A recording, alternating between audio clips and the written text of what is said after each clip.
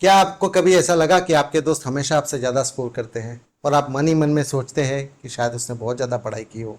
ये सच भी हो सकता है, लेकिन ये कंप्लीट स्टोरी नहीं है। बहुत टाइम आप एग्जाम में जाके लिखना भूल जाते हैं। बहुत टाइम आपको राइट क्वेश्चन याद नहीं रहता है, राइट आंसर याद नहीं रहता है। ऐसा भी होता है, बट ऐसा क्यों होता है?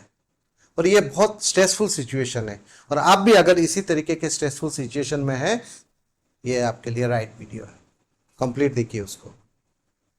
ये जो हमारा दिमाग है ना, ये भी एक कंप्यूटर है। ये काम भी कंप्यूटर की तरह ही करते हैं। कंप्यूटर में जब हम वर्क करते हैं, अगर वो फाइल हमारे लिए इंपॉर्टेंट है, हम उसको हार्ड डिस्क में सेव कर देते हैं, और बाकी जो भी इंफॉर्मेशन है कंप्यूटर बंद करते ही वो गायब हो जाता है। और जब भी हमें फिर से उस फाइल का जरूरत पड़ता है, हम हार्ड डिस्क से फिर निकालते हैं। लेकिन अगर बहुत दिनों तक उस फाइल को हम यूज नहीं करते, तो हम भूल जाते हैं उसका लोकेशन। फिर हमें ढूंढना पड़ता है, सर्च करना पड़ता है उस फाइल को। नमस्कार, मेरा नाम कामरान है। आज इस वीडियो में हम बात करेंगे पढ़ाई के साइंटिफिक तरीके के बारे में। हमारे इंडिया में इसको लेके ज़्यादा इम्पोर्टेंस दिया नहीं जाता है, लेकिन बाहर के यूनिवर्सिटीज़ में, कॉलेजेस में, मेनली वेस्टर्न यूनिवर्सिटीज़ में ये पहले से ही सिखाया जाता है स्टूडेंटों को कि उनको कैसे पढ़ना है। You know, if you think like what is education, like you're basically downloading data and algorithms into your brain. And हमारे दिमाग में दो मेमोरी है, एक है शॉर्ट टर्म मेमोरी और एक है लॉन्ग टर्म मेमोरी। जब भी कोई इंफॉर्मेशन पहली बार मिलता है हमें, वो शॉर्ट टर्म मेमोरी में जाता है, फिर वो लॉन्ग टर्म मेमोरी में स्टोर होने के लिए जाता है। लेकिन शॉर्ट टर्म मेमोरी के साथ एक प्रॉब्लम है, ये रियल में शॉर्ट है। ये सिर्फ 5 से 9 आइटम को याद कर सकता है एक साथ, मतलब प्रोसेस कर सकता है, वो भी 15 सेकंड के लिए। उससे ज्यादा इंफॉर्मेशन वो प्रोसेस नहीं कर सकता। जो शॉर्ट टर्म मेमोरी है, वो उन चीजों पे अटेंशन देता है या उन सिग्नलों पे अटेंशन देता है जो स्ट्रॉन्ग है और एक्स्ट्रा ऑर्डिनरी है।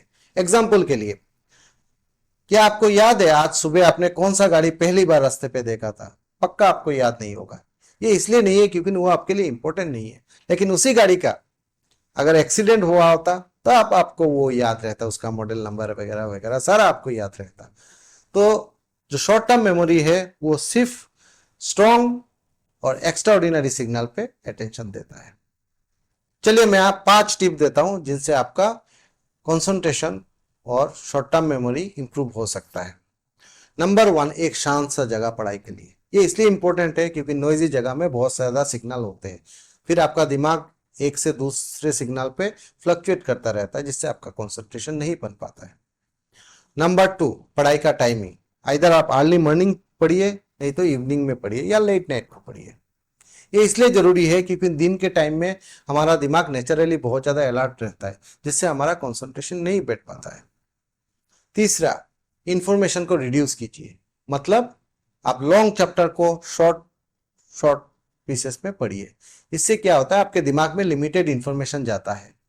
और साथ में रिलेवेंट सब्जेक्ट पढ़िए, मतलब सुबह आप अगर मैथ्स पढ़ रहे हैं तो मैथ्स ही पढ़िए। उससे क्या होता है, ये जो इंफॉर्मेशन है ये कनेक्टेड रहते हैं, जिससे आपको दिमाग को सीखने में और मेमोराइज करने में बहुत आसानी हो जाता है। नंबर 3, सोशल मीडिया से डिस्टेंस बना के रखिए, क्योंकि ये सोशल मीडिया का जो कंटेंट होता है ना, ये बनाया जाता है कि मैक्सिमम अटेंशन के लिए, वो आपके दिमाग से जल्दी नहीं जाने वाला।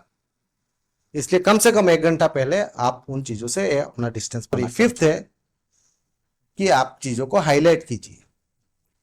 हाईलाइट करने से वो चीजें दिमाग में एज ए इंपॉर्टेंट नोट के हिसाब से इंटरप्रेट होता है।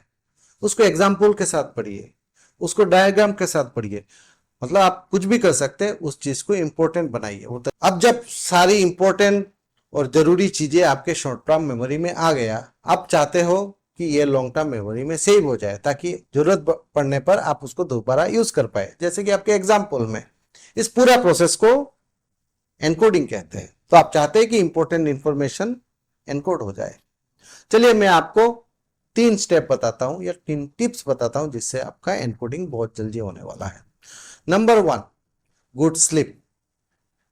कम से कम आपको 8 घंटा सोना है, जिससे क्या होता है, एनकोडिंग बहुत फास्ट होता है, क्योंकि आपका दिमाग रिलैक्स रहता है। Number 2, meaningful learning. हमारे दिमाग को कनेक्टेड इंफॉर्मेशन पसंद है, रिलेवेंट इंफॉर्मेशन पसंद है। तो आप अगर चीजों को समझते हैं तो उसको याद भी रख सकते हैं। पहले सब्जेक्ट का बेसिक पढ़िए, फिर उसका डिटेल पढ़िए। जब तक आपका बेसिक क्लियर ना हो तब तक डिटेल पे आप मत जाइए, क्योंकि वो ऐसे भी आपको याद रहने वाला नहीं है। तीसरा है ब्रेक एंड स्नैक्स। ब्रेक भी लेना उतना जरूरी है, क्योंकि जब आप पढ़ाई करते हो तो आपका दिमाग बहुत ज्यादा एनर्जी कंज्यूम करता है, इसलिए आपको रेगुलर इंटरवल में ब्रेक लेना उतना ही जरूरी है, और ब्रेक के साथ एनर्जी के लिए स्नैक्स भी लेना जरूरी है। लेकिन उस पढ़ाई का कोई मतलब नहीं है अगर आप उस समय पे उस चीजों को याद नहीं कर पाते, मतलब आप रिकॉल नहीं कर पाते, जैसे कि एग्जाम में। तो रिकॉल के लिए आपको कुछ प्रैक्टिस और रिकॉल टिप्स मैं देता हूं, जिसको आप फॉलो करेंगे तो आपका रिकॉल डेफिनेटली इंप्रूव होगा। नंबर 1, सेल्फ टेस्टिंग कीजिए, मतलब क्वेश्चन को आप खुद आंसर कीजिए, मल्टीपल चॉइस क्वेश्चन कीजिए, आप दोस्तों के साथ डिबेट कर सकते हैं। इनसे आपका रिकॉल कैपेसिटी बहुत ज्यादा बढ़ जाता है। दूसरा है रिहर्सल। रिहर्सल बहुत जरूरी है, आपको दिमाग को बार बार वो चीजें याद दिलाना पड़ता है, नहीं तो वो भूल जाएगा। ये कुछ उस कंप्यूटर फोल्डर की तरह है जिसको आप बहुत दिन ज्यादा यूज नहीं करेंगे तो उसका लोकेशन आप भूल जाएंगे। लॉन्ग टर्म स्ट्रेटेजी, जब आप पढ़ाई करते हैं आपका दिमाग परमानेंटली चेंज हो जाता है। दिमाग में एक माइसिलिन नाम का इंसुलेशन है जिससे इंफॉर्मेशन ट्रांसफर होता है, पढ़ाई के साथ वो स्ट्रांग हो जाता है। तो जितना आप पढ़ेंगे उतना आपका माइसिलिन स्ट्रांग होगा, उतना आप तेज बनते जाएंगे।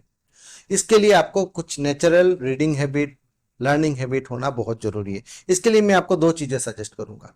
एक तो है आप न्यूज़पेपर पढ़िए, या कोई भी आपका टॉपिक ऑफ सब्जेक्ट हो, चाहे स्पोर्ट्स हो, म्यूजिक हो, उसके रिलेटेड आर्टिकल पढ़िए, इंफॉर्मेटिव वीडियो पढ़िए। इससे क्या होता है, आपका रेगुलर रीडिंग हैबिट बना रहता है और आपका माइसिलिन स्ट्रांग होता जाता है।